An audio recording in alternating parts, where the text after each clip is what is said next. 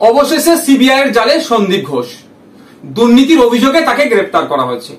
এই যে দুর্নীতির অভিযোগ, তিনি দুর্নীতি করেছেন, এটা নতুন নয়। 2021 সাল থেকে এটা শুনে আসছি। 2023 সালে আরজি করের একজন শীর্ষস্থানীয় অধিকর্তাও বিভিন্ন দপ্তরে সন্দীপ ঘোষের এই দুর্নীতির অভিযোগ দায়ের করেছিলেন।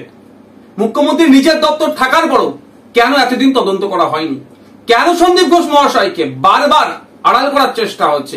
কি স্বার্থ এখানে লুকিয়ে আছে? কেন এই তদন্ত করা হয়নি?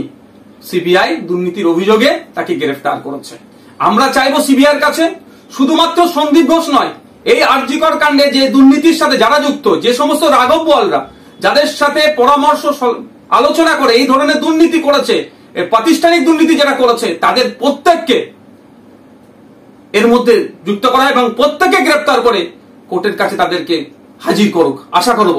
আর আমরা বারবার বলে আসছিলাম, তিলোত্তমার ধর্ষণ হত্যার শুধু নয়, এর পিছনে গভীর রহস্য লুকিয়ে আছে। আমার তিলোত্তমা দিদি নিশ্চিতভাবে এই দুর্নীতিগ্রস্ত নেতাদের, দুর্নীতিগ্রস্ত মানুষদের কিছু রহস্য রাজ জানতে পেরে গিয়েছিল, সেই জন্যই তাকে ধর্ষণ করে নৃশংসভাবে হত্যা করা হয়েছে। আমরা আশা করব সিবিআই এর মাধ্যমে আমরা ন্যায় বিচার পাবো এবং যারা দুর্নীতি করেছে, দুর্নীতির সাথে যারা যুক্ত, প্রত্যেকের সর্বোচ্চ শাস্তি পাবে।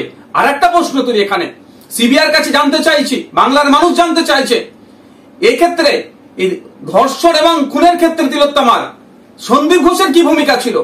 তার এখানে তিনি কি মাস্টার মাইন্ড প্লে করেছেন বা কি ভূমিকা তার ছিল খুন হয়ে যাওয়ার পিছনে বা ধর্ষণের পেছনে? সেটাও দ্রুত জনমানুষে আনুক। আগামী 5 তারিখে সুপ্রিম কোর্টে মামলা আছে, আমরা তাকিয়ে আছি সিবিআই এর পক্ষ থেকে সুপ্রিম কোর্টে কি সমস্ত ডেটা সেখানে সাবমিশন করে, তার উপর আমরা লক্ষ্য করছি। আমরা বাংলার মানুষ অধীর আগ্রহে অপেক্ষায় আছি। জাস্টিস ফর তিলোত্তমা কোনোভাবেই এই আরজি করের যে ঘটনা ঘটেছে মেনে নেওয়া যাচ্ছে না, মেনে নেওয়া যাবে না। আগামী দিনে এই ধরনের কোনো না ঘটনা ঘটে, তার জন্য রাজ্য প্রশাসন, সিবিআই এবং কেন্দ্র সরকারকে আরো সক্রিয় হতে হবে।